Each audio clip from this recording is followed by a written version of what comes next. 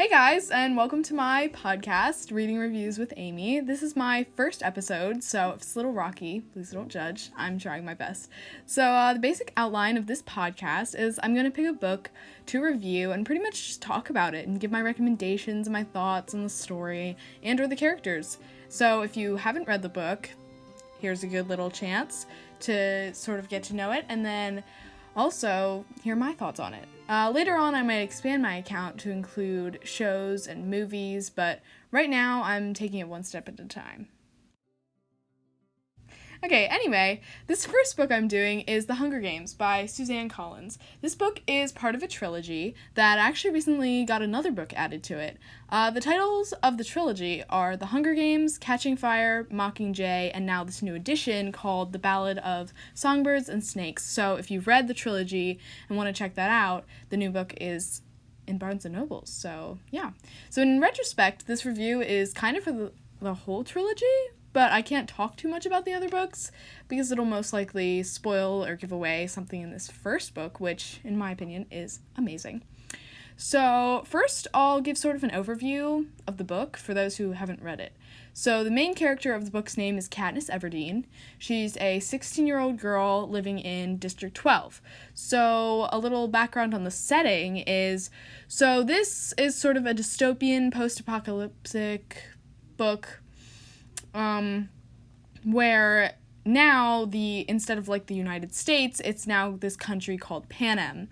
And the Panem country is separated into 12 districts, ranging from District 1 to District 12, with the capital sort of in the middle. And it's like rings around the capital. And so District 12 is known for not having very many resources or very many sort of not very much money or supplies or anything like that. Whereas District 1 is like wealthy, has enough food, has enough resources, everything like that. And the capital are sort of the people that are like in charge. So yeah, that's sort of the main setting of the book. So back to Katniss, she's living in District 12. She's sort of the tomboy of her sort of her district, and so you find out that she has been sneaking out of her district's boundaries into the woods on the other side of the fence that's supposed to be electric but is usually turned off. So she is sneaking back there to hunt because she has been working with her father on hunting skills, although her father recently passed away in a coal mining accident, because each district has their own sort of commodity that they are like, that's their specific thing.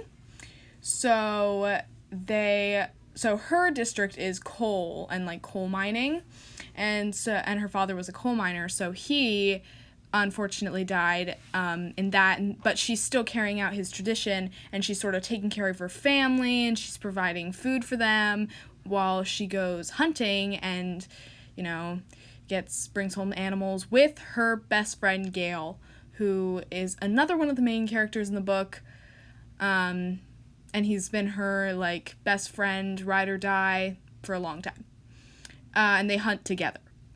So that's Katniss.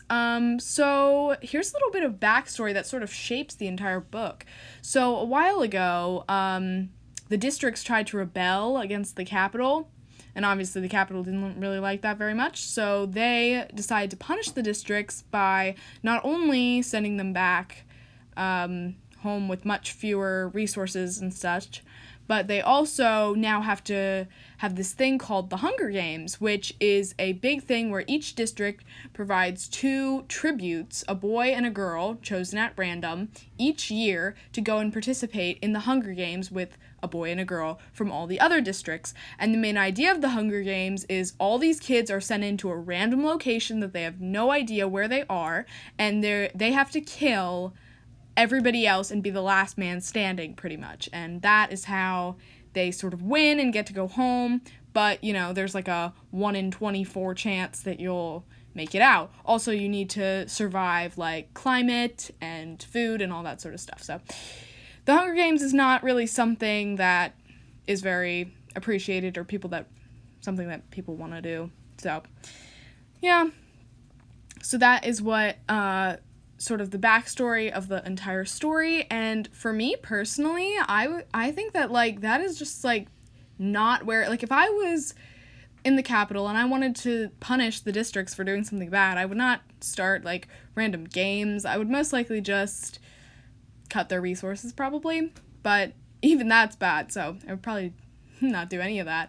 My opinion on Katniss is she's kind of, I don't know how to describe it, but she's pretty, like, nice and strong, but she's also sort of kept to herself because of her, like, tomboy ways.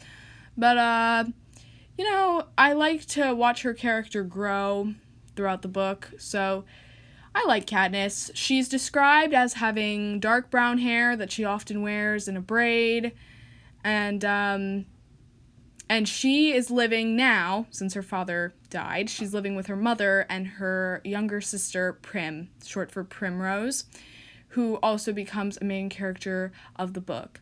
Yeah,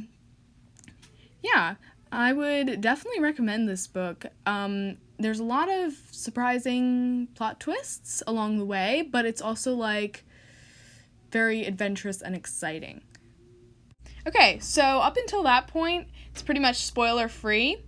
Now I'm just sort of going to talk about later on characters / plot points that sort of come later in the book. So the way that they choose the 2 tributes for the district, from each district, is through something called the Reaping, where a Capitol attendant or somebody comes and, like, just draws the names out of, like, a big bowl with, like, everybody's names, 1 boy, 1 girl. So at this Reaping, actually, Katniss's name was not drawn. Katniss's sister's name was drawn, Primrose, and then Katniss volunteers to go for her. So my thoughts on this is that, like, I don't know why the age limit for the games would be 12. So I didn't mention this before, but the age range to go to the Hunger Games is, like, 12 to 18, so pretty much a teenager. But I don't think 12 should have been included in that. Like, that's just, I think it should be more of, like, 14 to 18 or something. Because 12-year-olds, that's, like, a 6th grader. Like, that's really young. They probably haven't learned even that much, like, survival skills at all.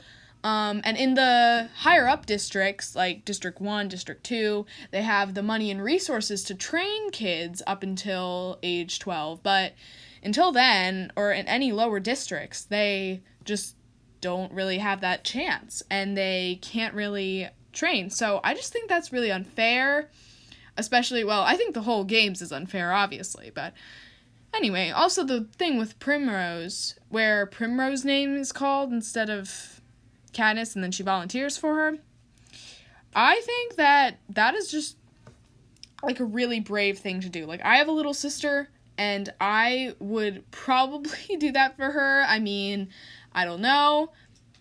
I would probably not be thinking straight, but I would hope that I would do that for her because, like, I would not want my 12-year-old sister going into her certain death. I would rather do it myself.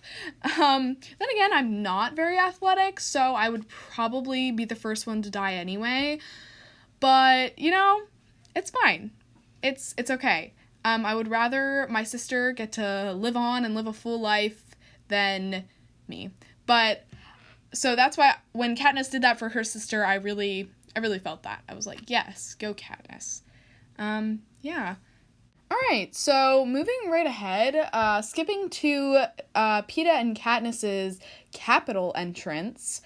So once they've gone on the train and made their way, at this point they've met Haymitch, which he was a previous victor who is their personal mentor for when they're going into the game. So skipping ahead to the Capitol entrance, this is where all of the district tributes get together and go in chariots, pretty much just through this, like, center aisle in the Capitol, and a bunch of Capitol fans are all watching and screaming, and Yeah, so for this entrance, they all have costumes and that relate to their district's commodity. So District 12 is coal and coal mining, and Katniss says in the book, she says, every year it's always something about coal dust or something stupid like that. So this year, they finally get these really cool costumes that are like, like flame retardant, and then they're like these black body suits with like this like special flames, so they make such a like big splashy entrance into the games, which I think is so cool. I thought, like, while reading them and then watching them in the movie, I was like blown away. I was like, wow, like those are so cool. But then like I feel like then I like sort of started thinking about it, and personally that would be so scary. Like I think I would like start having a panic attack. Like I don't know how Katniss and Peeta stayed so calm while they were riding. Like they were literally on fire. Like I don't know what I would do. So also, if I were from District 12, I would probably just want to be something basic. I feel like that would be kind of scary, but then again, Katniss says she couldn't feel anything, so I guess it would be fine. After that opening ceremony with their costumes, that was sort of really when I started thinking, like, wow, this book is so good, like, I'm really getting into it. Anyway, moving on to their training portion, the training room just sort of sounded like, kind of like a gym, but with, like, more, like, stations. Like, that's what I pictured it. And, so for a little visualization, it was pretty much like this big sort of underground, like, arena gym type of thing with a bunch of, training equipment, but there were different stations where you could learn, like, knot tying, or fire starting, camouflage, a bunch of survival skills that they might have needed once they went into the games, which, for me, if I went there, I would have been like, where do I even start? Like, what sort of skills should I even start training? And then I feel like I would get so stressed because I would be like, I don't know, like, what to learn, or maybe I didn't learn enough, or different things like that. Or how am I going to remember this? Yeah, but I think that Katniss and Peeta handled it really well. And they had this great plan from Haymitch not to show off their special talents quite yet, to sort of make people think they're sort of a little weaker. And I think that went really well. And then they had their private training where it was just them in a room, and then these Capitol officials were watching them. So, first of all, I would be so nervous about that. I don't think I would make it down there. I couldn't even make it down. Anyway, but then I would go, and I would be all, like, self-conscious. I would be like, everybody's watching me. But then again, Katniss and Peeta seem like they don't really struggle with that much. They're always like, oh, yay, let's just go do this. I mean, obviously they're not, like, excited to do the things, but they're not usually that nervous. But for me, I don't even know what I would do. Like, I don't really have any special skills. Then again, I don't really need to learn special skills because that doesn't apply to our world. But I would probably be a complete train wreck and get a score of, like, 1. So yeah, so they get scored or ranked from these private training sessions, which nobody except the game makers know how they did. Like, it's not a public thing. It's not broadcasted. So, Katniss gets a score of 11, even though she has a very interesting interview where she sort of goes rogue with her arrow shooting into the gallery. And Peeta gets a score of an 8, which I think is good, and I would be super proud of that. I would probably get a score of, like, a 2. When Katniss got scored an 11, I was surprised, definitely, but I was also a little bit like, okay, like, she shot an arrow into the gallery, like, woo, wow, I guess. I was a little bit hesitant, but then again, she was also, like, being rebellious, but, yeah. In the movie, you get sort of a flash to President Snow, and he's talking to the head game maker, and he's like, why'd you do that? Like, you can't just boost your confidence in rebellion. Anyway, then again, all along, Katniss has kind of been rebellious and has sort of started some stuff. If you've read Catching Fire, you know that to be true. She's sort of in the dark, yet sparking stuff that, yeah, she's literally the girl on fire. So then we move on to the interviews after this training. So the way it's laid out, it's like you get to the Capitol, you do this Capitol entrance, then you do the training, then you do the interview, and then you're just good to go, which that's definitely intimidating. But anyway, the interview. Oh boy. So everybody's all excited for the interviews. It's with Caesar Flickerman, and he is the interviewer, and he seems pretty cool. I think I would love to meet him. I think out of all the things, like the entrance, the training, and the interview, I think the thing that I would be the least nervous for would be the interview, because that one doesn't really involve any effort, really, other than just knowing stuff about yourself and being able to answer questions. So, interviews going well, it's just going. Katniss goes, she's wearing this cool dress, when she spins, it, like, sparkles and goes into flames and all kinds of stuff, and yep, she pretty much nailed her interview. I mean, she's a little bit awkward, if you ask me, but she does fine. Then Peeta comes up, and wow, yeah, so huge plot twist there. He's talking, when I was reading this, I love this. I was already, at this point, it's only the interviews, and I'm already Team Peeta. I know this is very controversial. Team Gale, Team Peeta, very controversial. I'm probably all the way Team Peeta. I don't know what it was about Gale. I always thought, like, okay, guy best friend, like, he can just sort of, stay the guy best friend. I love Peeta. Peeta is, like, he's so nice. He's everything that Gale isn't. He's kind. He's, like, I mean, Gale's kind, too, but Peeta's just, like, overly nice, and for me personally, I really like that personality, and I think that that's, like, really sweet of him.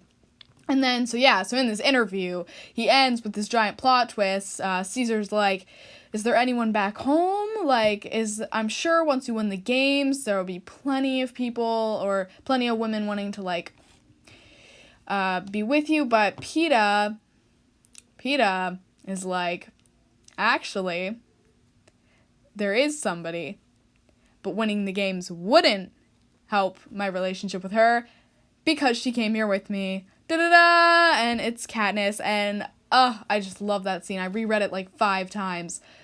Yeah, that was definitely the point in the book where I was like, yes, like, I am all in it for this relationship. I kept reading for that. But, it was just an interesting plot story, so, I mean, I like sort of books with elements of, I guess, romance, so that was definitely exciting for me, but I would love it anyway. So, yeah, that was sort of their opening, like, before the games even started. Alright, so now that she's done all this interview stuff, all this training, she's ready to go into the games. She's got all suited up, she's got her tracker put in, she's at the launch sort of place, and she goes up in this tube, and now she's entered the games. She has, like, a 1-minute countdown before she can, like, or I forget. I think it was, like, 1 minute or, like, maybe 10 seconds. Anyway, she has the countdown until she can leave her little platform. If she leaves too early, she gets blown up. So that's a pretty good incentive to stay on the platform. So anyway, she's just entered into these games. She seems pretty focused. She seems intense. She's in her zone. And then, the horn goes off, and they're off. Now, I'm just sort of thinking about this within my own eyes. Seriously, if I were seriously in this, right where Katniss was, the gong would go off. I wouldn't know what to do. I would probably just stand there and like 3-ish seconds later, like I give me 3 seconds before somebody like throws a knife at my head and then I'm just out. Like I'm pretty sure I would be like maybe the second kill. No, probably the first one. I don't know. Anyway, the odds are not in my favor. Yeah, that's also a quote from the Hunger Games, but they're really not in my favor. Anyway, Katniss. So Katniss ignores all wisdom and or advice from Haymitch, her mentor, and Peeta, and instead of just running immediately into the woods, she runs forward and almost gets a knife thrown at her, but before the person can throw the knife, they're killed by somebody else. So then she just grabs a backpack with like some supplies and then runs into the woods. So the setting of this Hunger Games is pretty much just all woods. But in the center, there's a lake and the cornucopia, which is where all of the supplies that people can get are. But that's like where the initial bloodbath happens. So anyway, Katniss runs like, go girl, run like the wind. You got this. Anyway, which the setting being the woods is kind of ironic. Like, of course the setting's the woods. Like, right as we find out that Katniss is a hunter that, like, grew up in the woods, like, alright, well, we're just gonna ignore it, keep going. Doesn't change the plot. Anyway, also, just talking about, like, cornucopia, stuff like that, this is sort of setting up for future Hunger Games book podcasts that I might do on, like, Catching Fire or Mockingjay, depending on how things go. Anyway, let's get back to it. Katniss is running. I'm not going to cover everything in detail just because that would take a long time. But, so it goes a few days. She hasn't found any water, which is problematic because the only water she's seen is the pond, which is back by the cornucopia, but she doesn't want to go back there because there's probably a bunch of tributes still back there.